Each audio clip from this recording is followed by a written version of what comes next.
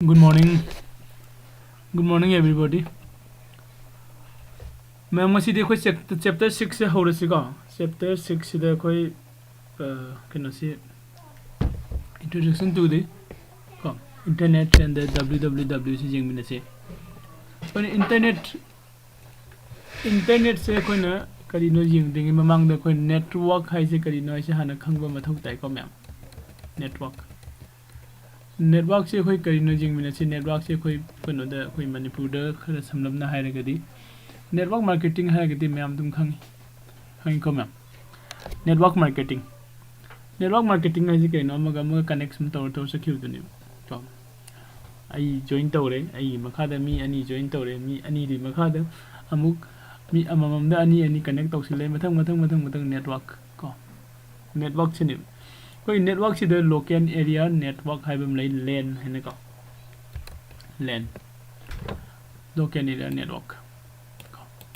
local area network से कहीं ना है कि देखो कि का आमद नटरगा जुम आमद का नटरगा ना कोई कनो आमद है रो मफम आमद था इसे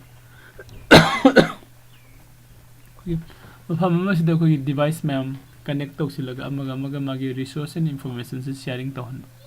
का से ngasa ko ki network marketing da network marketing sin nare mem ka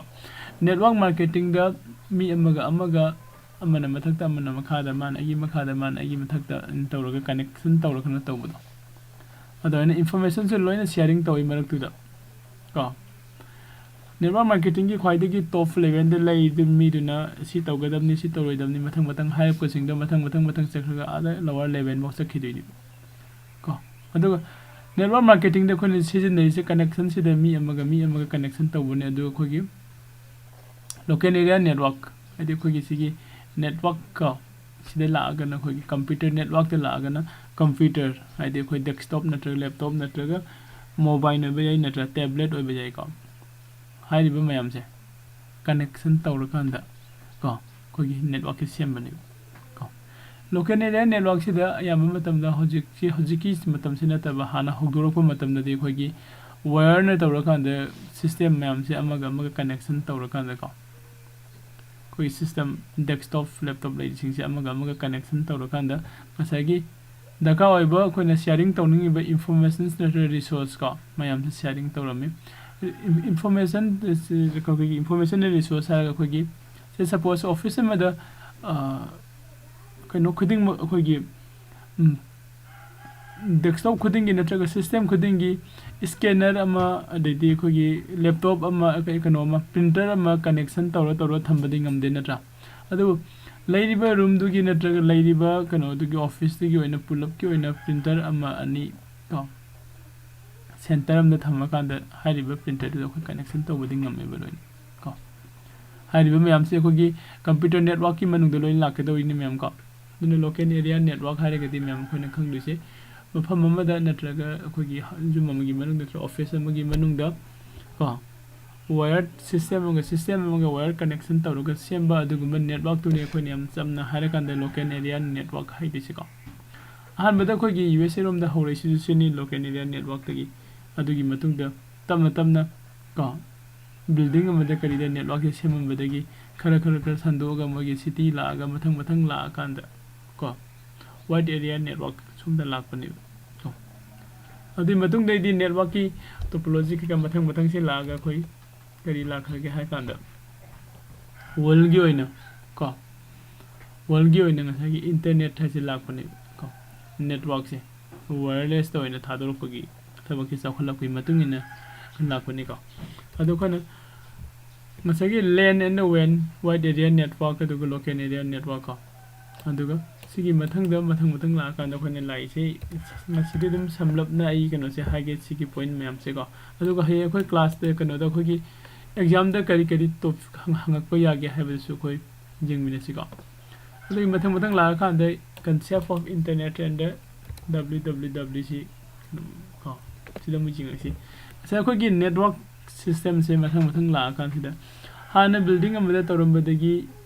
उकमागी local area क्रम तौरे खलसी अदुदैदि अमु खर सब चाउथरोपना city asoba mase fra network na cover to sile khalo adi matung de sum la ko dei di sakhla koi matung ina wire gi mahuta wireless ko wireless to ina khoi gi network se ko provide to bagi number gi chang se la kan da khoi gi internet se la ko ni ko masi internet se adu di internet ha ga di kai ni ko internet ha si internet se network amani mem ko internet se network amani karba makhan gi network no masu ngasa gi local area network to adu maina akho gi laidiba system akho gi laidiba device mem se amaga connection tongna kan da work to minaba mayam du ni buloina check jang se example no ko no internet gi diagram se gi matung ina internet gi connect to sele kana da modem da ko modem mai se kai no internet se connect to sele modem si da gi ko switch to ga mathang akho gi laidiba office gi manung da ko net se mu thador ko yai internet da gi khona connection am khalok silaga modem da gi ko multiple connection thador ko ya bagi dum khudung sa ba lai ko modem si device amne modem ado khona internet ki marak si da router and firewall have so happy router have to lai modem ko router se sinam kai doge kan da ko gi khona connection tawre ibe internet se si se wifi have lai na taw ti wifi wireless da ga lai sumai na ngasagi router sina magi root sing se ngasagi kitang lang nang matang le ko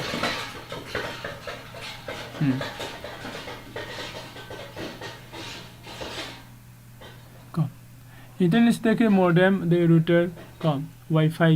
ai wifi si ke router de se ko wifi dum thadok pe ai ko so na ngasagi first de ko internet se la kan da modem si de gi wire se connection tawraga de switch ta mu hapse laga switch ta gi mathang mayam connection tawrami ba ko internet da gi modem da connection tawre natra modem da gi amuka mu switch ta connection tawra kan da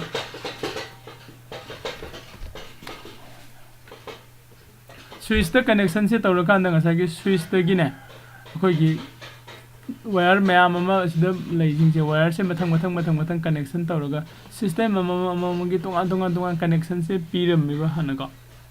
adui matung da kai dawraga kan da sigi switch ta tokhoga hojekti wifi se muka wifi gi modem se lakpadagi wifi sina net se thadore ko wifi sina net se thadore ai gi system da ai gi kano sida masagi wire na connection tar na connection tawrambugi muhuta wifi gi access code se lawra kan da khoi connection se yarak bane ko udana tam na all iba mayam se first local area network leirambadagi tam internet la kan su koi modem go switch ka season na kan da khoi connection se office amagi man da connection se tara mayam tinga kan da wire mayam tinga ga ko season na me adi matung da mukum wireless kan da gi router na ta ga wifi kano se device la ko da gi mukum wire tinga khoi kano da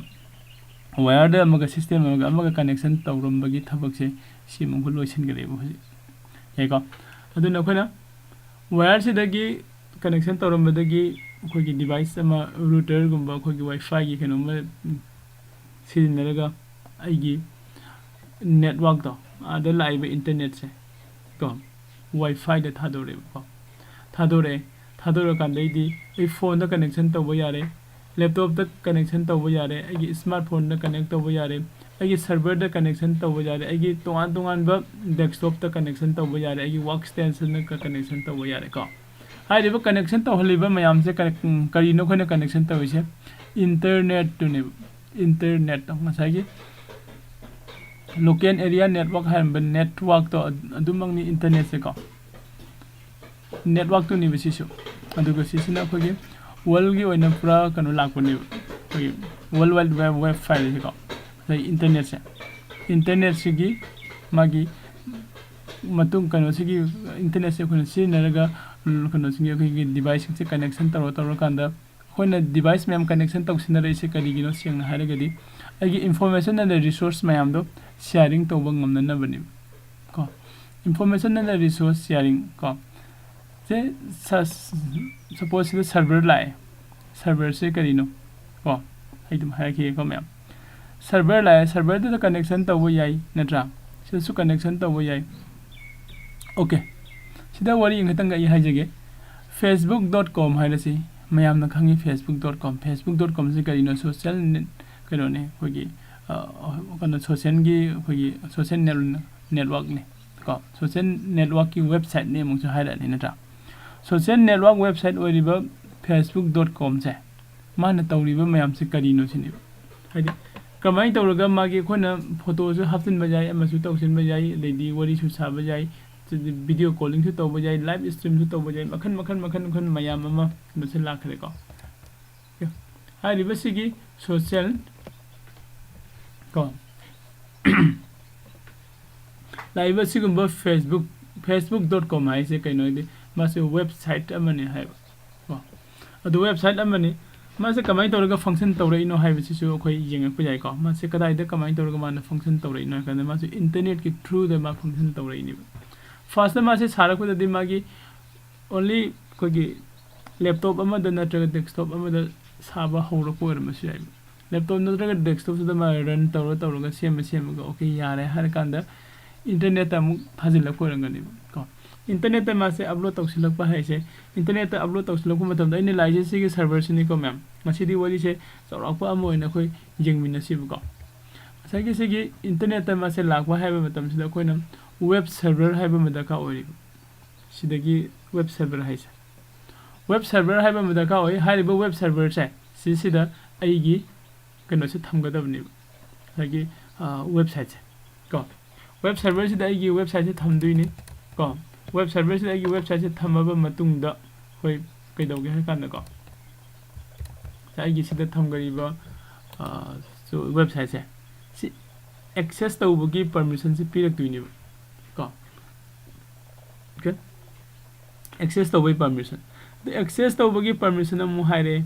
access tawagi permission se pi rani okay pi re khalase adudi aigi website se kamai tawragi access tawdino hamu question na musu mula ani ko mi na aigi sig website se lai have se kamai na khangdino natraga aigi kaiguma khardi mayam da pithok pa khangan ba mathau tari se example oina facebook.com haire se facebook.com ko facebook.com haise karino haigadi facebook.com से अखोइना domain name हर खंगनै जायको domain name को हारिबसिगी domain name से सी unique ओइगनी सी याम important ओइ को domain name से याउदना without domain name द you can access any website को domain name से याउदना वेबसाइट अमता एक्सेस तौबा ngमoi को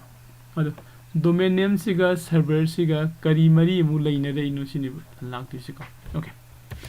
दे फर्स्ट आई सोम द लाके आइना डोमेन नेम से कमाने थिदिनो हाइबगी को सिदा कोइ लै से whois.com हाइ whois.com देखो whois.com हाइ से सिदा कोइ डोमेन नेम लौबो याइ को अदैदि अतोपा मसे godaddy.com इंडिया गिनि को godaddy.com से कोई संगा डोमेन नेम थी बिसे को से domain name get.com for this service को फर्स्ट ईयर द से खतंग दे लौबो याइ गाय को अदो सिदाइने suppose Tampha group file Tampha group.com से सर्च तौरि को checking if site connection secure म सर्च तौरि को whois.com की मनुंग हिदा तंफा group.com से फंगवर फंगदब्र येंगे माना हाइरे सिदा तंफा group.com is unavailable आइदि मी एबन book तौसिंगरे हाइबनि अदुगा तंफा group.in तंफा group.net सिक्सिति fungi हाइदि available मागी प्राइस क्या होइबनो करी होइबनो लोइन माना से पीदि को सो इ तत तौरगा इना सि फंगे और फंगे सिगी मतुंगिना आई सि लौसिन ब याइबो को सिसे लौसिन लेबो सिसे इना तंफा group.com से आइगी डोमेन नेम अमने हाइना इना बुक तौसिले खलसि बुक तौसिलबा मतुंग सिदा को आइना मखौ तंफा group.com हाइना विजिट तौरखु मतमदा हाइरिबा मागी वेबसाइट से साबा हौरमगदी नत्रगन वेबसाइट से सेमगा थममबा आइदि मागी एक्सेस से परमिशन से पीरगा थममबा अगदी फंगनी को जस्ट लाइक सिदा फंगै से आइदि तंफा group.com से हजि डेभलप तौरैबा दुगुम वेबसाइट अमनि को सेंना हाय कांदा मरंग हंदगे ने सुम सिगी वेबसाइट से साबा हौरकनी को सिने को हाइरिबा सिगी तंफा group.com से आइना सिदा विजिट तौबगा सिगी मागी सिदा कंटेंट खरा डेटा खरा कमाइना फंगइनो सिगी मतांग सिदा इ हापेतंग बलमगे को लेना tamphagroup.com हाइने लाइसे कदाइदनो आइगी वेब ब्राउजर दने वेब ब्राउजर हाइदि कई कइनो वेब ब्राउजर को वेब ब्राउजर्स वेब ब्राउजर से कई कइनो हाइगे से थोड़े में गूगल क्रोम लेरे फायरफॉक्स लेरे ओपेरा लेरे इंटरनेट एक्सप्लोरर लेरे सफारी लेरे को सफारी से कोई कइनो गिनी को आई होगी एप्पल पार्टी गिनी नत्रा माइक्रोसॉफ्ट एल्सन अनोबम सु लाई ब्रेव 5 याम लाइट ओइबम सु लाई को सुमाइना क्रोमियम हने लाई को फ्री वर्जन सना मयाम अमा वेब ब्राउजर से तुगी मति कम लाई गरे सिगी मरकता मयाम न ख्वाइदगी हेना मोस्ट पॉपुलर है मयाम न ख्वाइदगी पामन से ने जे करमबनो क्रोम सिनी को क्रोम से न ख्वाइदगी हेना सिने को अदुगी नेक्स्ट इंटरनेट एक्सप्लोरर लाई इंटरनेट एक्सप्लोरर से कईगिनो हाइदि कोई सिस्टम अमैने लाइबे मतम द विंडोज से अयामबना मी अयामबना विंडो लवे को विंडो लो रखन से बाय डिफॉल्ट जाव से नुंगाइबदी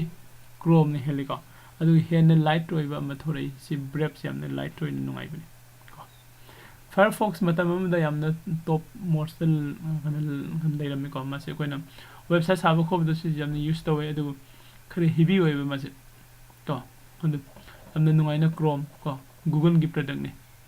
आइदे सिगी लेरिबा म्याम से कोइना वेब ब्राउजर ने हाइरिबा वेब ब्राउजर सिदा संगगा कोइना डोमेन नेम से पीरे कांदा को आइगी वेबसाइट से एक्सेस तव फंक्शन अदो आइना डोमेन नेम से वेबसाइट कना आइगी ब्राउजर संगसिले दुगा डोमेन नेम से पीरे को डोमेन नेम से एंटर तवरे अदु मतम दा ngसाइगी डोमेन नेम दुगा मरी लेनबा मागी इंफॉर्मेशन एंड डेटा मैम दो रिसोर्स मैम दो सिदा कमाइन तौरगा मुक शो तौरइनो को हाइरिबा क्वेश्चन अदैदि मु अइना सिदा tamphagroup.com हाइना सिदा इरगा इन एंटर तव मतम तौरिबा थबक से करिनो को सि म्याम से कोइ चराखम जेंगम से याम इंटरेस्टिंग ओइबा किनोनि को सिदा इन डोमेन नेम से एंटर तौरगा सिदा एंटर तौरगा मा सिदा लोडिंग तौरिसे सिसिना ताइ से कइनोदि अइ रिक्वेस्ट तौरिनो कनादा रिक्वेस्ट तौरिनो tamphagroup.com से सिदा इ रिक्वेस्ट तौरिनो को सिदा रिक्वेस्ट तौरिने सिदा रिक्वेस्ट तौरबा मतुंगदा मागी रेस्पॉन्स तौरफम थोपदो मु रेस्पॉन्स तौरक्तिनि अदो रेस्पॉन्स से कदाइ दे तौरइनो को से क्लाइंट साइड को सर्वर साइड को मखन मखन जम लाए को क्लाइंट साइड हम चला क्लाइंट हाइरगदि केमते नते को कस्टमर दुने कोई से रेस्टोरेंट अमदा संगसी को रेस्टोरेंट अमदा कोइना संगसिलकांदा कईदवे कोइना मोइदा कईगुम खरा आई कईगुम खरा चागे और थके हाइबगे दुम खरा रिक्वेस्ट तवे नत्रा कोइना रिक्वेस्ट तवे रिक्वेस्ट तवर मतुंगदा कनाना सर्व तौबिरे मोइदुदे लैरिबा हाइदि रेस्टोरेंट दुगी मोइगी मैनेजमेंट तौरिबा ग्रुप तुना रेस्पॉन्स तौबिरे नत्रा अदाइन तौरगा इंटरनेट तसु कोइना कस्टमर क्लाइंट को क्लाइंट लोम दगी क्लाइंट साइड से कोई ब्राउजर सिनी को ब्राउजर सिदगी रिक्वेस्ट तौरपसे कनाना रेस्पॉन्स तौदिनो हाय कांदा सर्वर साइड तगी मो रेस्पॉन्स तौदिनो को अदरा कसाइ सिदाइना www.tamphagroup.com हाइना एंट्री तौरपदो एंटर तौरपसे सिसे http रिक्वेस्ट हाइबम लेरिबको हाइपरटेक्स्ट को प्रोटोकॉल को ट्रांस कनन हाइपरटेक्स्ट ट्रांसफर प्रोटोकॉल हाइना लेगा http से कोइ कदाइ द उबु जिंग सिको फम खुदिंग दम उगनि सिदा हजिकति याम कनो से हाइड तौरगा याम थमिको अदुबो सिगी वेबसाइट से आई वेब एड्रेस से कॉपी तौसे अदुगा मफम अमदे हता पेस्ट तौसिन सिल को इंहंगी को म्या सिदा ई पेस्ट तौ सिदा और से उब्रे http को सिदा दे कोइ उदे को द कोइ उदे अदु बै से इन कॉपी तौरगा पूरा अगदी सिदा यावरे http hypertext को ट्रांसफर प्रोटोकॉल हाइबने हाइरिबसिगी hypertext ट्रांसफर प्रोटोकॉल से सिसिना कैदोगे खना साइ नसिदा www.tamphagroup.com हाइना रिक्वेस्ट तौरे से मानु पूरगा लाइब रिक्वेस्ट से पूरगा लाय अदुगा सर्वर द संगे को हाइरिबसि से रिक्वेस्ट लाई हाइना को the server Namu तौदुसे mmm the ꯉꯁꯥꯏ ꯀ꯭ꯂꯥꯏꯟ ꯁꯥꯏꯠꯇꯣ ꯕ꯭ꯔꯥꯎꯖꯔꯗꯣ ꯑꯗꯨꯗ ꯑꯃꯨꯛ ꯃꯥꯒꯤ ꯄꯤꯐꯝ ꯊꯣꯛꯄ ꯔꯦꯁꯄꯣꯟꯁꯇꯣ ꯄꯤꯔꯛꯀꯅꯦꯕ ꯆꯨꯝꯅ ꯄꯤꯔꯛꯑꯦ ꯆꯨꯝꯅ ꯔꯤꯀ꯭ꯋꯦꯁ ꯇꯧꯔꯛꯑꯦ ꯆꯨꯝꯅ ꯔꯦꯁꯄꯣꯟꯁ ꯇꯧꯒꯅꯤ ꯂꯥꯟꯅ ꯔꯤꯀ꯭ꯋꯦꯁ ꯇꯧꯔꯛꯑꯦ ꯂꯥꯟꯅ ꯔꯦꯁꯄꯣꯟꯁ ꯇꯧꯒꯅꯤꯀꯣ ꯁꯔꯚꯔꯒꯤ ꯊꯕꯛꯅꯤ ꯀꯣ ꯑꯗꯨꯗꯤ ꯑꯣꯖꯥ ꯉꯁꯥꯏꯒꯤ ꯑꯩꯈꯣꯏꯒꯤ ꯁꯤꯗ ꯀꯣꯏꯁꯟ ꯑꯃ ꯂꯥꯛꯏꯁꯦ facebook.com ꯍꯥꯏꯔꯀꯥꯟꯗ ꯐꯦꯁꯕꯨꯛꯇ ꯑꯩꯈꯣꯏꯅ ꯐꯣꯇꯣ ꯑꯞꯂꯣꯗ ꯇꯧꯔꯤ ꯚꯤꯗꯤꯑꯣ ꯑꯞꯂꯣꯗ ꯇꯧꯔꯤ ꯑꯃꯒ ꯆꯦꯠ ꯇꯧꯅꯔꯤ ꯂꯥꯏꯛ ꯇꯧꯅꯔꯤ ꯅꯠꯇ꯭ꯔꯥ ꯁꯤꯌꯔ ꯇꯧꯅꯔꯤ ꯃꯌꯥꯝ ꯑꯃ ꯄꯦꯖ ꯁꯦꯝꯃꯤ ꯒ꯭ꯔꯨꯞ ꯁꯦꯝ ꯇꯧꯔꯤꯕ ꯃꯌꯥꯝꯁꯦ ꯗꯇꯥ ꯃꯌꯥꯝꯁꯦ ꯁꯔꯚꯔꯁꯤꯒꯤ ꯃꯅꯨꯡꯗ ꯂꯣꯏꯅ ꯂꯩꯕ꯭ꯔꯥ ꯀꯃꯥꯏꯅ ꯇꯧꯕꯅꯣ ꯑꯗꯨꯅꯦꯕ ꯂꯥꯛꯏꯁꯦ ꯗꯦꯇꯥ ꯃꯌꯥꯝꯁꯦ ꯊꯝꯐꯝ ꯗꯦꯇꯥ ꯕꯦꯖ ꯍꯥꯏꯕ ꯑꯃꯁꯨ ꯌꯥꯎꯔꯤꯕ ꯀꯣ ꯈꯤꯇꯪ ꯋꯦꯕꯁꯥꯏꯠ ꯂꯣꯝꯗ ꯈꯤꯇꯪ ꯆꯠꯂꯦꯀꯣ ꯁꯤꯁꯨ ꯑꯗꯨꯝ ꯑꯩꯈꯣꯏꯒꯤ ꯁꯤꯂꯦꯕꯁꯇ ꯑꯗꯨꯝ ꯌꯥꯎꯕꯅꯦ ꯗꯇꯥ ꯕꯦꯖꯇ ꯆꯠꯂꯦ ꯁꯤꯒꯤ ꯗꯇꯥ ꯕꯦꯖꯀꯤ ꯃꯅꯨꯡꯁꯦ ꯁꯤꯁꯤꯗ ꯉꯁꯥꯏꯒꯤ ꯑꯩꯈꯣꯏꯅ ꯁꯤꯗ ꯑꯞꯂꯣꯗ ꯇꯧꯁꯤꯜꯂꯤꯕ ꯑꯩꯈꯣꯏꯅ ꯊꯝꯖꯤꯜꯂꯤꯕ ꯋꯥꯔꯤ ꯁꯥꯔꯤꯕ ꯆꯦꯠ ꯇꯧꯔꯤꯕ ꯃꯌꯥꯝꯁꯦ ꯁꯤ ꯗꯇꯥ ꯕꯦꯖꯇ ꯂꯣꯏꯅ ꯁ꯭ꯇꯣꯔ ꯇꯧꯔꯒ ꯊꯝꯃꯦꯕ ꯀꯣ ꯀꯔꯝꯍꯥꯏꯅ ꯑꯩꯒꯤ ꯌꯨꯖꯔ ꯑꯥꯏ ꯗꯤꯒꯤ ꯃꯇꯨꯡ ꯏꯟꯅ ꯀꯣ ꯐꯦꯁꯕꯨꯛꯀꯤ ꯌꯨꯖꯔꯗꯨꯒꯤ ꯌꯨꯖꯔ ꯑꯥꯏ ꯗꯤꯒꯤ ꯃꯇꯨꯡ ꯏꯟꯅ ꯗꯇꯥ ꯕꯦꯖꯁꯤꯗ ꯍꯥꯏꯔꯤꯕ ꯃꯥꯒꯤ ꯃꯔꯤ ꯂꯩꯅꯕ ꯗꯦꯇꯥ ꯃꯌꯥꯝꯗꯣ ꯂꯣꯏꯅꯃꯛ ꯁ꯭ꯇꯣꯔ ꯇꯧꯁꯤꯜꯂꯒ ꯊꯝꯃꯦꯕ ꯌꯥꯏꯀꯣ ꯁ꯭ꯇꯣꯔ ꯇꯧꯔꯒ ꯊꯝꯃꯤꯕ ꯗꯦꯇꯥꯁꯤꯡꯁꯦ ꯁꯤꯁꯦ ꯀꯔꯝꯕ ꯃꯇꯝꯗ ꯁꯤꯖꯤꯟꯅꯗꯣꯏꯅꯣ ꯍꯥꯏ ꯀꯥꯟꯗ ꯀ꯭ꯂꯥꯏꯟ ꯁꯥꯏꯠꯇꯒꯤ ꯃꯤ ꯑꯃꯅ ꯔꯤꯀ꯭ꯋꯦꯁ ꯇꯧꯔꯛꯑꯦ ꯔꯤꯀ꯭ꯋꯦꯁ ꯇꯧꯔꯛꯏꯗꯣ HTTPꯅ ꯄꯨꯔꯒ ꯂꯥꯛꯑꯦ ꯋꯦꯕ ꯁꯔꯚꯔꯗ ꯆꯪꯁꯤꯜꯂꯛꯑꯦ ꯀꯣ ꯋꯦꯕ ꯁꯔꯚꯔꯁꯤꯗ ꯑꯃꯨꯛ ꯆꯪꯁꯤꯜꯂꯛꯑ ꯃꯇꯨꯡꯗ ꯀꯣ ꯋꯦꯕ ꯁꯔꯚꯔꯁꯤꯅ ꯍꯥꯏꯔꯤꯕ ꯁꯤꯒꯤ ꯗꯇꯥ ꯔꯤꯀ꯭ꯋꯦꯁ ꯇꯧꯔꯛꯏ ꯗꯇꯥꯕꯦꯁꯇꯒꯤ ꯄꯤꯔꯛꯑꯣ ꯍꯥꯏꯔꯦ ꯗꯇꯥꯕꯦꯁꯇ ꯑꯃꯨꯛ ꯔꯦꯁꯄꯣꯟꯁ ꯇꯧꯔꯛꯑꯦ ꯋꯦꯕ ꯁꯔꯚꯔꯁꯤꯅ ꯑꯃꯨꯛ ꯍꯥꯏꯔꯤꯕꯁꯤ ꯆꯨꯝꯕ꯭ꯔꯥ ꯂꯥꯟꯕ꯭ꯔꯥ ꯀꯣ ꯑꯩꯈꯣꯏꯒꯤ ꯚꯦꯂꯤꯗꯦꯁꯟ ꯇꯧꯔꯕ ꯃꯇꯨꯡꯗ ꯕ꯭ꯔꯥꯎꯖꯔꯗ ꯊꯥꯗꯣꯔꯛꯇꯣꯏꯅꯦꯕ ꯀꯣ ꯑꯗꯨꯗꯤ ꯁꯤꯗ ꯋꯦꯕ ꯁꯔꯚꯔꯁꯤꯗ ꯂꯩꯔꯤꯁꯤ ꯀꯔꯤꯅꯣ ꯀꯣ ꯁꯤꯗ ꯉꯁꯥꯏ ꯑꯩꯈꯣꯏꯒꯤ ꯗꯣꯃꯦꯟ ꯅꯦꯝ www.tamphagroup.com tamphagroup.com ꯍꯥꯏꯁꯦ ꯑꯩꯈꯣꯏꯅ ꯑꯦꯟꯇꯔ ꯇꯧꯕꯒ ꯁꯤꯒꯤ ꯁꯔꯚꯔꯁꯤꯗ ꯀꯃꯥꯏꯅ ꯌꯧꯔꯛꯏꯅꯣꯕ ꯑꯇꯣꯞꯄ ꯁꯔꯚꯔꯁꯨ ꯃꯌꯥꯝ ꯂꯩꯇꯕ꯭ꯔꯥ ꯂꯩꯀꯣ ꯁꯤ ꯁꯔꯚꯔꯁꯤꯗ ꯀꯃꯥꯏꯅ ꯌꯧꯔꯛꯏꯅꯣ ꯍꯥꯏꯀꯥꯟꯗ ꯃꯥꯒꯤ ꯍꯥꯏꯔꯤꯕ ꯗꯣꯃꯦꯟ ꯅꯦꯝꯁꯦ ꯁꯤ ꯑꯦꯟꯇꯔ ꯇꯧꯕꯒ ꯁꯤꯒꯤ ꯗꯣꯃꯦꯟ ꯅꯦꯝꯁꯦ ꯂꯥꯛꯑꯒꯗꯤ ꯁꯤꯒꯤ ꯁꯔꯚꯔꯁꯤꯗ ꯆꯠꯂꯨ ꯍꯥꯏꯕꯒꯤ ꯑꯩꯈꯣꯏꯒꯤ ꯅꯦꯝ ꯁꯔꯚꯔ ꯀꯥꯏꯅ ꯂꯩꯔꯤꯕ ꯑꯗꯨꯝꯕ ꯈꯔ ꯀꯟꯐꯤꯒꯔꯦꯁꯟ ꯇꯧꯔꯒ ꯁꯤꯒꯤ ꯗꯣꯃꯦꯟ ꯅꯦꯝꯁꯦ ꯂꯥꯛꯑꯗꯤ ꯁꯤꯗ ꯆꯠꯂꯨ ꯁꯤꯒꯤ ꯁꯔꯚꯔ ꯑꯦꯗ꯭ꯔꯦꯁꯁꯦ ꯆꯠꯀꯗꯕꯅꯦ ꯍꯥꯏꯅ ꯃꯥꯏ ꯑꯦꯗ꯭ꯔꯦꯁ ꯄꯤꯔꯤꯕ ꯍꯥꯏꯗꯤ ꯑꯦꯛꯖꯥꯝꯄꯜ ꯑꯣꯏꯅ ꯑꯩꯈꯣꯏꯒꯤ ꯕꯦꯡꯛꯇꯒꯤ ꯅꯠꯇ꯭ꯔꯒ ꯑꯇꯣꯞꯄ ꯁ꯭ꯇꯦꯠꯇꯒꯤ ꯑꯦꯅꯤ ꯃꯐꯝ ꯑꯃꯗꯒꯤ ꯑꯩꯉꯣꯟꯗ ꯂꯦꯇꯔ ꯑꯃ ꯂꯥꯛꯑꯦ ꯈꯜꯂꯁꯤꯕ ꯂꯦꯇꯔꯗꯣ ꯀꯗꯥꯏꯗ ꯂꯥꯛꯏ ꯑꯩꯒꯤ ꯑꯦꯗ꯭ꯔꯦꯁꯇ ꯄꯨꯔꯒ ꯂꯥꯛꯏꯀꯣ ꯄꯣꯁꯃꯦꯟꯅ ꯄꯨꯔꯒ ꯀꯣ ꯁꯦꯝ ꯑꯗꯨꯃꯥꯏꯅ ꯇꯧꯔꯒ ꯗꯣꯃꯦꯟ ꯅꯦꯝ ꯑꯃꯁꯤꯗ ꯑꯩꯈꯣꯏꯅ ꯋꯦꯕ ꯕ꯭ꯔꯥꯎꯖꯔꯗ ꯀ꯭ꯔꯣꯝꯗ ꯑꯩꯅ ꯑꯦꯟꯇꯔ ꯇꯧꯕꯒ HTTPꯁꯤꯅ ꯃꯥꯁꯦ ꯄꯨꯔꯒ ꯂꯥꯛꯑꯦ ꯀꯗꯥꯏꯗ ꯍꯥꯏꯔꯤꯕ ꯗꯣꯃꯦꯟ ꯅꯦꯝꯗꯨꯒꯤ ꯃꯥꯒꯤ ꯅꯦꯝ ꯁꯔꯚꯔꯒꯤ ꯑꯦꯗ꯭ꯔꯦꯁ ꯍꯥꯏꯅ ꯑꯃ ꯂꯩꯔꯤꯕꯀꯣ ꯑꯦꯗ꯭ꯔꯦꯁꯁꯦ ꯌꯨꯅꯤꯛ ꯑꯣꯏꯒꯅꯤꯀꯣ ꯍꯥꯏꯔꯤꯕ ꯌꯨꯅꯤꯛ ꯑꯣꯏꯕ ꯑꯦꯗ꯭ꯔꯦꯁꯁꯤꯗ ꯗꯥꯏꯔꯦꯛ ꯄꯨꯔꯒ ꯂꯥꯛꯀꯅꯦꯕ HTTPꯁꯤꯅ ꯄꯨꯔꯒ ꯂꯥꯛꯑꯅꯤ ꯑꯗꯨꯒ ꯁꯤꯒꯤ ꯁꯔꯚꯔ ꯃꯅꯨꯡꯗ ꯇꯥꯁꯤꯜꯂꯛꯑꯅꯤ ꯁꯤ ꯁꯔꯚꯔꯁꯦ ꯌꯧꯔꯛꯄꯗꯩꯗꯤ ꯃꯥꯅ ꯍꯥꯏꯔꯛꯏꯁꯦ ꯔꯤꯀ꯭ꯋꯦꯁ ꯇꯧꯔꯛꯏꯁꯦ ꯀꯩꯗꯧꯔꯛꯏꯅꯣ ꯃꯥꯁꯦ ꯂꯣꯒꯏꯟ ꯇꯧꯔꯛꯏꯔꯥ ꯀꯣ ꯅꯠꯇ꯭ꯔꯒ ꯃꯥꯁꯦ ꯗꯥꯏꯔꯦꯛ ꯍꯣꯝ ꯄꯦꯖꯇ ꯚꯤꯖꯤꯠ ꯇꯧꯔꯛꯏꯔꯥ ꯀꯣ ꯅꯠꯇ꯭ꯔꯒ ꯃꯥꯁꯦ ꯒꯦꯂꯔꯤꯗ ꯆꯪꯉꯛꯏꯔꯥ ꯀꯣꯟꯇꯦꯛ ꯑꯁꯇ ꯆꯪꯉꯛꯏꯔꯥ ꯅꯠꯇ꯭ꯔꯥ ꯐꯤꯗꯕꯦꯛ ꯄꯤꯕꯒꯤ ꯂꯥꯛꯏꯔꯥ ꯁꯨꯝꯕ ꯃꯌꯥꯝ ꯑꯃ ꯂꯥꯛꯏꯕ ꯔꯤꯀ꯭ꯋꯦꯁꯇꯨꯒꯤ ꯃꯇꯨꯡ ꯏꯟꯅ ꯁꯔꯚꯔꯁꯤꯅ ꯆꯦꯛ ꯇꯧꯔꯕ ꯃꯇꯨꯡꯗ ꯔꯦꯁꯄꯣꯟꯁ ꯄꯤꯔꯛꯇꯣꯏꯅꯦꯕ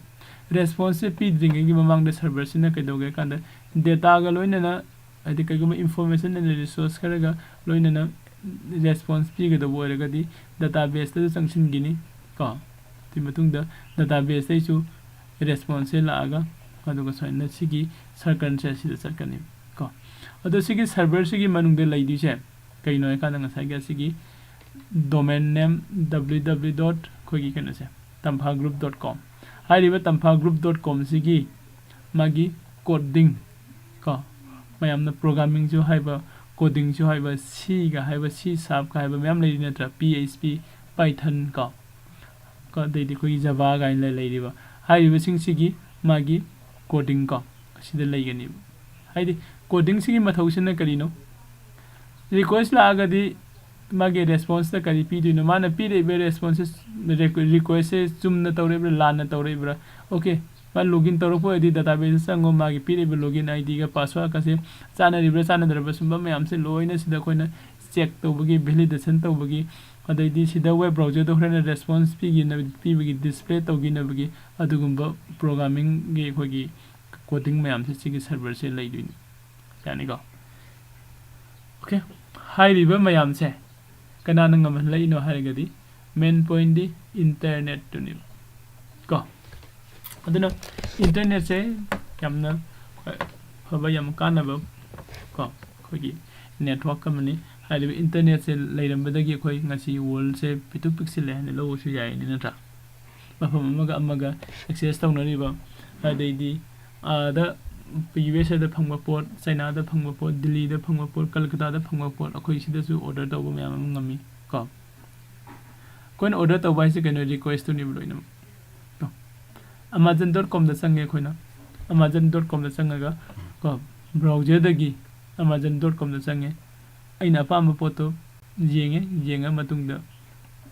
कोई ना हाई लो पोस्ट एक पाम में order तो सिंगरी दे request नहीं request संगे server की मनगो संगे मतंग process में हम दो लोइना लोचिला मतुंग दा नंगी payment पी रोई दबा में हम लोइना लोचिला मतुंग दा response ने मानुंग था दो रही दो को अदुगे response तो okay नंगी order से कोई accept तोरे within 7 days within 5 days within 15 days का आई product to the depend तो इन्हें depend on I product to इमतुंगी ना सिगी हारी बनो में सिबागी मनुंग सिदा नंगी पीरी address सिदा को हारी बखो की product से Amazon की product से यावर अन्य हाई बगे सुबह response ने मैं पेट सिदा अदुना कोई ना लाइव मैम से कनागी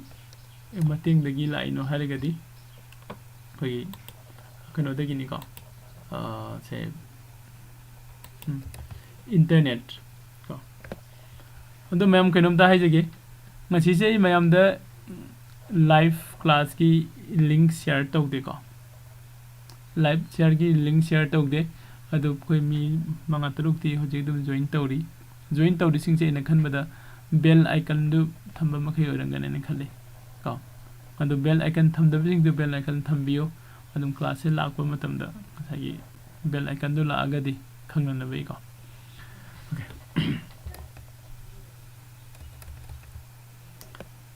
to private jing chi ko sida lai application of internet website address and the URL okay ko okay website address and the URL okay website address and the URL करी है no सिबो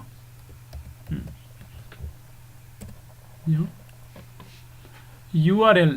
uniform resource locator है URL से कहीं no URL नहीं कहीं no है कहीं साइगी से नंगे HTTP का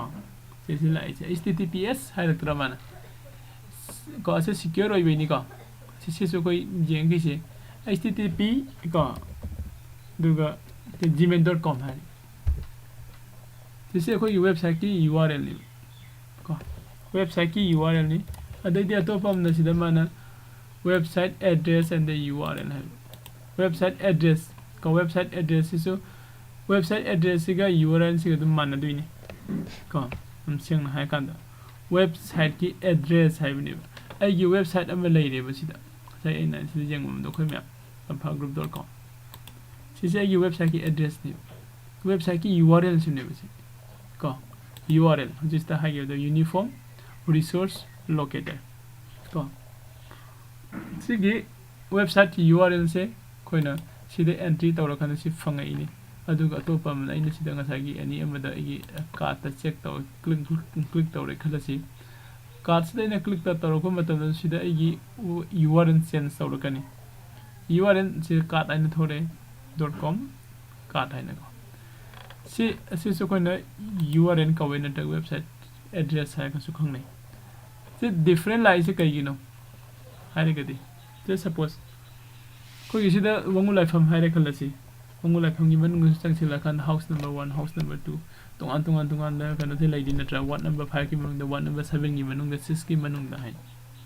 ka adain tawraga ai gi sigi website ki manung se sangsila kana so card ki manung se out ki manung da my account da shop da kana makan ai di sangi ba ya ba entry taw ba ya ba ko location mayam pi ri ba ko hai ri si se koina sigi URL gi through da sang ka do ni ba uniform resource locator gi ma through si ko the website address है Sissu Thai सिगी URL सिग सम माने को मैं अदो क्वाइदगी main the मसागी coin main लाई से सिगी website address and the URL है बगी सिदा main लाई से कना नो डोमेन नेम से कोइन सिदा डोमेन नेम हम हागी बदो godaddy daga hai domain name ko get a .com for this .com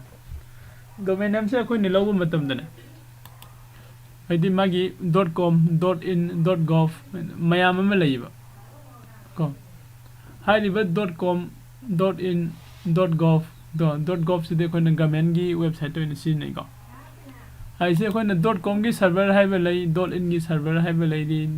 .gov gi server haiba lei di ko sugumba khoi gi manung gi ba khoi gi kano dana website and the web application haidi develop tawbagi server maintenance tawbagi server administration ne leirakpagi somda changsila kan hairibasi yamna bhasa oina leiri manung da ko chauna du khogi syllabus gi matung ina di akhona adi khang haise kai kana kan da web address and the web url khambiro haire introduction to ip address aidum hajira ke ko application of the internet ko application of the internet mobile application di khangi myam ko mobile application di khangi akoi mobile application da game gi myam am su lai paisa transfer tok tok tok sing gi myam am su lai hai reverse sumaina mobile application lai riba se soina web application su lai ba isam sam na hai kan da web application amazon.com hai ba se koina web application ne hai ba sum jai website ne web application ne ba mo su ne ko ado ngasa ip address hai ba yauri ip address yamna khwai dagi important hoise ip address ne ko ma'am Irai line है खनबी गनो IP address नंग नंगसी नत्रग आइना हुजिक सिद आइगी system दगी internet connection तौर कांदा आई हुजिक class तौरिबा ma'am को आइदिबा आइना class तौरि सिद आइना अथिबा वाही वता सिनरे खलसि मी मुहुले खलसि फता हौथि मैम इरे खलसि नत्रगना फेसबुक ता आइना अदु असि दा हाइना लीगल ओइदबा वर्ड मैम सि सिनरगा नत्रगा कगुम अरान खर थब खर तौगरे खलसि अद ऐसे फानने बथीरकु मतमदा कदाइदना थीरक्तुसे मोइना हाइरिबा कनोसे करबा आईपी एड्रेस तगी लाखिबनो हाइबा लाक्तुनि को सिगे अपलोड तौरइबा मफम से करबा आईपी एड्रेस तै लाखनो अदुगी आईपी एड्रेस से कनाना कदाइदा थममदुनो हाइ कांदा मसाइना सिदा http request तौसिलैसा www.tampagroup.com हाइना चंगसिलैसा सिलको मतमदा को आइना उबदी www.tampagroup.com दुने बइने विजिट तौरिसे अदुबो आइना tampagroup.com से संगसिलको मतमदा वेब सर्वर सिने कैदोगे हाइ कांदना नंगना विजिट तौरिसे कदाइ दगिनो हाइ तो सपोज अखोय जुमदा मी मेला आसी लाय खलसे को आई हंगे खलसे आई लेतरे खलसे इमाने इबो नंग कदाइ दगिनो कक्सिंग दगिने फॉर एग्जांपल कक्सिंग कदा होइदे इमो कदागी मसा मछुनो को हंगे नत्रा अदाइन तौदना सिदा डोमेन नेम अमदा अखोगी वेबसाइट अमदा विजिट तौरक पाइसे तौरइबा मी दुगिसु यूनिक ओइबा मागे कनो कै कै गुम खरे एड्रेस अमा ट्रैक तौरगा थमजिलेबा सोम कदाइदा थमजिले हाइरिबसे अखोइना लौसिलगा माने विजिट तौरक मतमदा मागे यूनिक ओइबा को एड्रेस से लौसिलकांदा सर्वर से लौसिलगा सर्वर से नमु डेटाबेस ता पिसिलगा स्टोर तौरगा थमेबा हाइरिबा मिसिना पुंग असुक्ता विजिट तौरमबसे मागी आईपी एड्रेस से सिने है को आईपी एड्रेस अदु आईपी एड्रेस से करिने याम इंपोर्टेंट ओइखलक पदों तवे नत्रा okay IP address unique address नि बमस आईपी एड्रेस है से यूनिक एड्रेस नि that identify a device on the internet और द लोकल नेटवर्क ज्ञान ताइ को मैम IP address है कई यामना यूनिक एड्रेस ने डबलिंग चटपा यादे डुप्लीकेट यादे यूनिक एड्रेस ने हाइरिबा यूनिक एड्रेस ने करी ताके हर कांदको खोगी इंटरनेट नत्रगा नेटवर्क अमगी मागी डिवाइस तो आइने विजिट इन सिजनरिबा डिवाइस की मागी मासे सिदगिन हैबसे आइडेंटिफाई तौतुनेबको IP stands for internet protocol को इंटरनेट प्रोटोकॉल नमगी मागी आईडी होइदिने ओके अदे आगी आईपी एड्रेस नि सिदे आई कमाइना खंगदिनो हाय तो आगी आईपी एड्रेस से आइना होजे पाइबा सिस्टम सिगी आगी आईपी एड्रेस से आई कमाइना खंगदिनो हायबा को मैम याई को याम लाई को सिदे इबियो Okay, Google na sanga gana. What is my IP address? Yeah. What is my IP address? Enter. What is my IP address? Go. It's mandatory. Go. Adusi ki IP address hai. Koi na ai ise mobile de connect to bo mai su yai. Mandatory ise go. Sinata bada koi ki tungana koi IP address go. Koi ki numeric ta yamna kano nungai ba yengba nungai ba sida ga thoi je 66 ID digit mapan gi kano the IP address se p ko am bana. What is my IP address aina tharaga jingbiyo ko aduda kano se kogi agi IP address se thorakani balon agi system da Google da sangaga yeko aduna IP address se yamna important oi aina irai laina khanbirugano aina say suppose ai facebook.com da sangaga hairiba mi sida ina thin nganga man ai pha sung moidaba sibu ai account se lona delete tau thomuga loire ga khanbirugano ko ai do kadai da comment track to nang na irai laina khaliba ko nang na visit to ramiba kino se sin nang IP address haiba ma piriba hairiba IP address se sidagi ne loina soirak tu loina mag la ka dawi ko okay the IP address hai koi na yamna important oi internet connection ma lawra kan da IP address ma dum generate tawra kani masana hairiba IP address unique oi gani ko unique oi ba dugum address am oi gani hairiba IP address gi matungina IP address dagi nang se internet connection tawduini aduga internet connection tawra matung nang facebook.com da sangduini da nang na facebook.com da sangaga nang na nganguriba iruriba phata hauthi mayam do adugi matungina nangomda ko nangi kano mayam se nangna tawriba set tawriba nangna upload tawriba athi picture mayam nangi IP address to gi matungina loina track tawra thamdeni direct track tawra thamdeni ko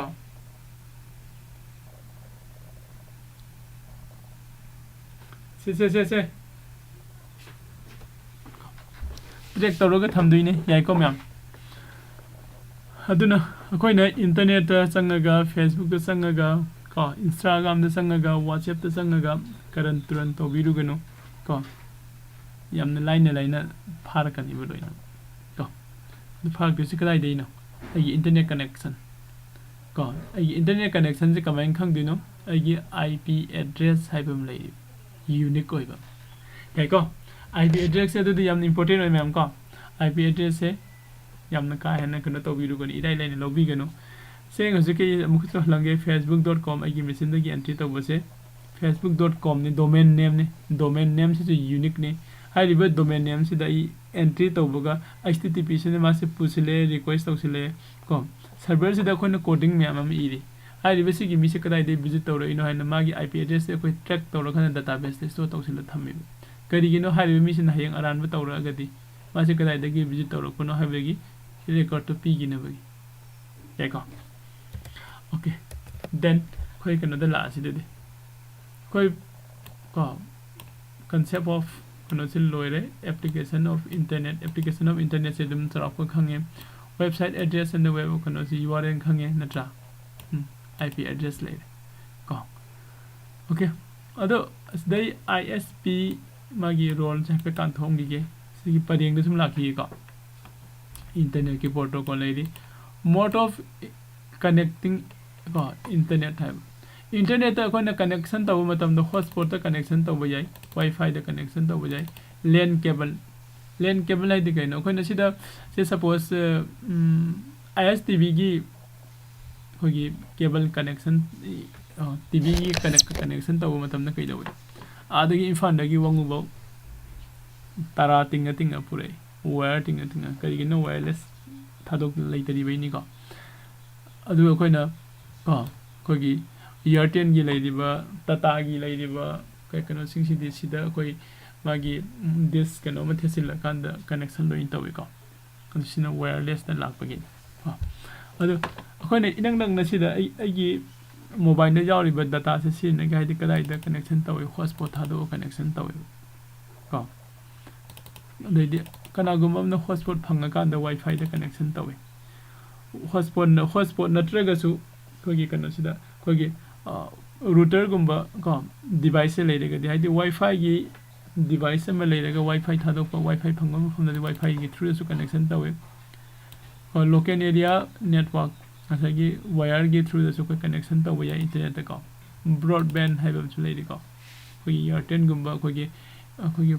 phone की telephone की service P दिसिंगसे सिदा broadband HYBE connection हम P दिको अदैदि US tethering को आइदि US है कोगी USB है line number कनोमा कोगी तार अम लेबदु उरमनी laptop तक कई यूएस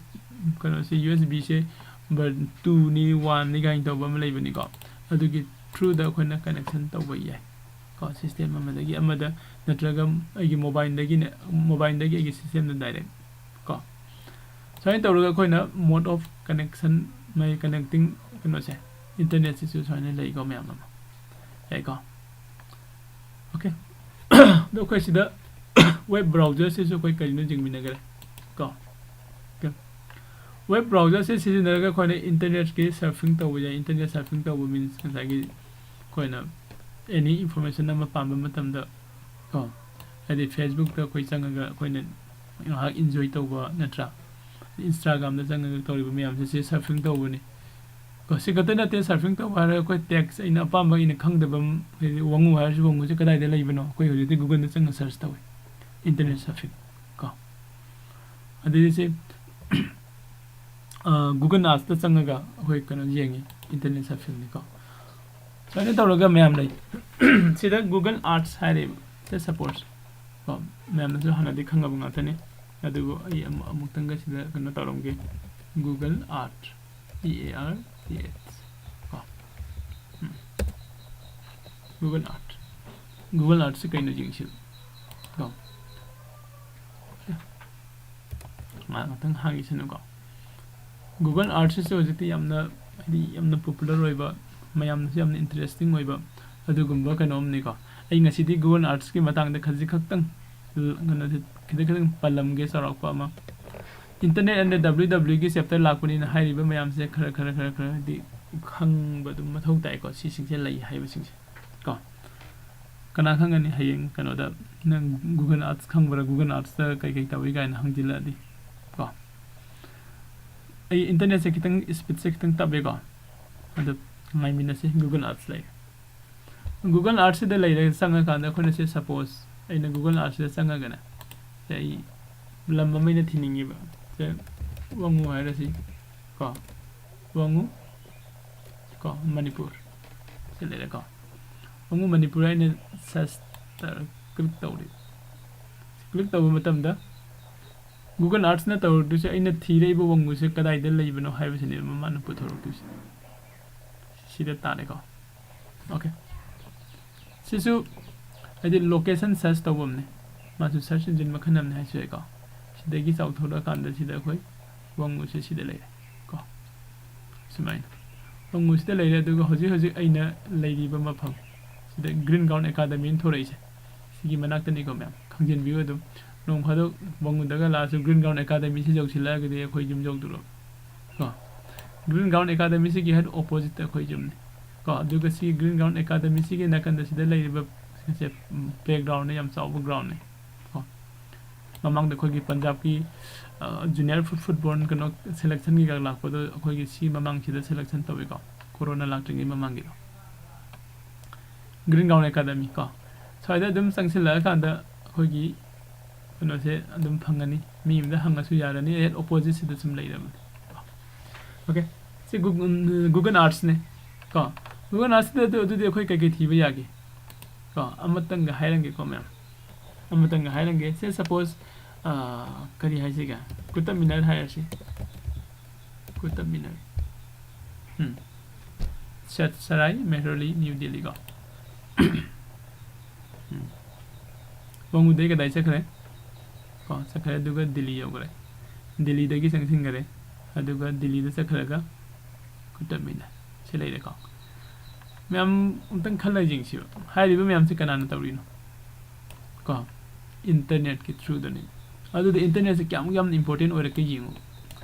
इंटरनेट से क्याम याम इंपोर्टेंट ओरे के से अदुगी मतंग इंपोर्टेंट ओइगने को खोगे लाइफ द विदाउट इंटरनेट होजती कोसे हिंगब ngमरोय हाइबगी वखन सिबाउदे लांगनरबनि को इंटरनेट की डाटा जाउद्रे ने को अंगांग कया मसु दुम कंप्लेन तवि पापा इंटरनेट डाटा जाउद्रे नथा को अदुसी इंटरनेट याम इंपोर्टेंट ओइ ngasi aina sida phammaga kuta minute access tawbu ngame aina je sida kuta minute access tawi se amu google art side application sina mana web application sina mana sembi re se kaino khona ni jengi se 2D ko 2 dimension 3 dimension haibam su leiri ko 2D yeng ji ko 2D da thamaga di soine lei ko 3D da leire ga di soine lei ko ane leiri ba por se sida aina sida ai se sangsil laga को मसागी आगी कनो सिदा कदा वैदा मसाई कुता मिनरगी मखोंग असवाई से सवाइदा इसे लेपगा जिंगनिंग जिंगसी को कमाइन उरके savin उरे उई को मैम को आगी सिगी माउस ना उंगबै मतुंग इना खना उगनी को सिसिने लेइस को आदगी सिना कुता मिनरगी मखोनगी किंग गी माई मचा नुपादो अदुना साबा होरमगा लोसिनदना तोखिबा मफमनि को सिसना मगी कुता मिनर की मनुंग दे लाइबा पिलर मैम दुनी को लेकिन ऐसा सिदा लाइम मदु कुता मिनर कदम से खरगे को अच्छा सिदा से क्लिक तौरगे मागी एप्लीकेशन की मतुंग इना कोना सिदा क्लिक तौर कांदा सिन बसु यारी को ओके अदुदि अमु कनो मु तौसी को से सिदा कोना के थाबसु याई हाइरी को अदो खितंग संगसिलगा अमु याब्रे यंगसी कदमदा को 2D दम onthok yabra atra ko sida mulai karamba mafam da mu jing sige sai sida kota mina jing mu sapana sai da leba sida ugi dare ko mai view se kadom da khari hana phajage sida mehruli dagi thorak pada ko lambi malai ko sigi lambi se mehruli dagi ko gi saket lom da thorak pa lambi se sai dagi jing pada kota mina se am phajana uba mafam su leibani aduna tadaga su ko kota mina se direct unana ba magi mana ka sangsilagi heta lep se तो मैं मना संखिला के लेप से कुता मिना दो खुदाई लेगरे असिदा म लेरे सिगी मना ते जेंग सु उगनी को अदुगा अखोइना सोइदा मु लेप सिला जेंग सि को सारे लेप सिला जब अंदर लाप ने लेगरे को ओके चले डाउन उंगो जेंग सि उबराइन को सिंगा थागी मना तो लेगरे दुसिगी मनाक सिदगी सोमना कंदा लेबने को अइना यामना सिदा नेमने लेपगिनी माना कुता मिना उगी देसे को सना दि यामना इंटरेस्टिंग ओइबा दुगुंबा एप्लीकेशन इन गूगल आर्ट्स को अदो सुगुंबा गूगल आर्ट्स से कदाई दगी लाइनो हारगदी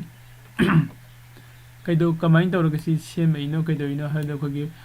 कोडिंग इरगा पाइथन की थ्रू द जावा की थ्रू द को एनी प्रोग्रामिंग लैंग्वेज में द इरगा पोथोरैनी इरगा माना सागले इबे एप्लीकेशन से इंटरनेट हाब कांदा इंटरनेट की एप्लीकेशन ओइना थमा कांदा खोइना हारिबा असागी सिदा पिरेबा म्याम से उगो फंगैनी को अदो खोइना कइगुंबा इंटरनेट से लैरमद्रगदी हारिबा म्याम से उगद्रा उगो फंगै को अदो इंटरनेट से याम इंपोर्टेंट ओइ इंटरनेट से मु याम इंपोर्टेंट ओइबा खक्ता नतना खोइन इंटरनेट से एक्सेस तौगे हारगदि आई करी दका ओइ आई ngasi पाइरिबा माउस से पाइ भाइबा दका ओइ नत्रा लैपटॉप डेस्कटॉप दका ओरे अदुदी को सिदे कुतब मिने दो लेरे को हजे से कुतब मिने की मखोंग ले को मैना अदुदे कंप्यूटर हेबे दका ओरे नत्रा अदुदी हारिबा सिगी वर्ल्ड गी लेरिबा खोइना चटपा ngमुद्रगसु वर्ल्ड गी लेरिबा फजबा मफम मयाम को सिसिंगचे खोइ कइदोबा दका ओइ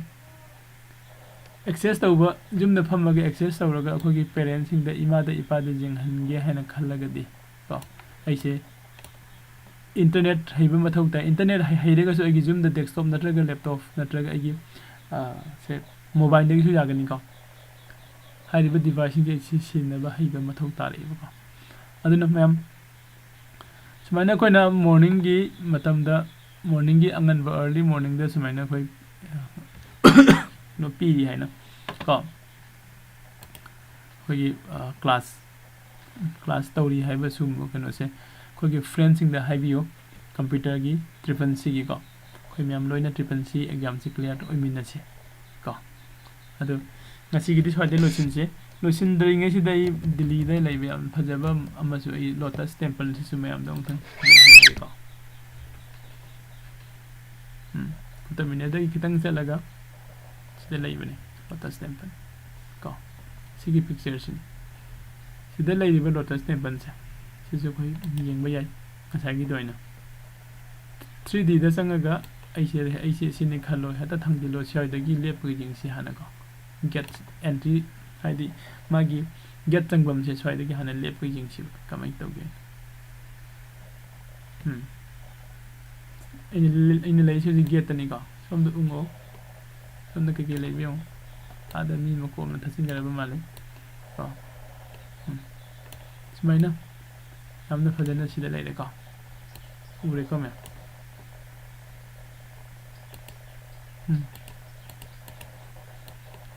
Sini lotus temple Delhi da service ang ubay ka say na promote ubo na te ko ma'am just Google Art application na soy na lai internet ke through da ko na soy na to bo yai hai bagi kano si mayam dai example pijab ni ka hai basi gi lotus temple manung si da ko Delhi da sala di sang ubay yai tam phajaba nung ango bu na semba du gum temple lam ka fare ma'am ngasi gi di loisila si ka ngasi se okay view di fanam di jamma me ka good morning sir horen class loisil lakpa duaida google da photo amadi video fine save tawraga thambado amukta takpiram okay sumoji ai khoji kadang bhav ngai sawa yadre ka hayeng se khoi tawrase hoji khoi internet and www gi class se laibani na ko hayeng di khoi na tawgada se kaino kan google drive ko google drive ama ai gi google drive ama commander laigani google drive se karino ko cloud computing sin karino haiba google drive sida ai data ai photo ai application ai video ko kamaina upload tawgani kamaina thamgani haiba mayam se koi hayeng class ta nai na si ko ngasi gi lo sin lage ko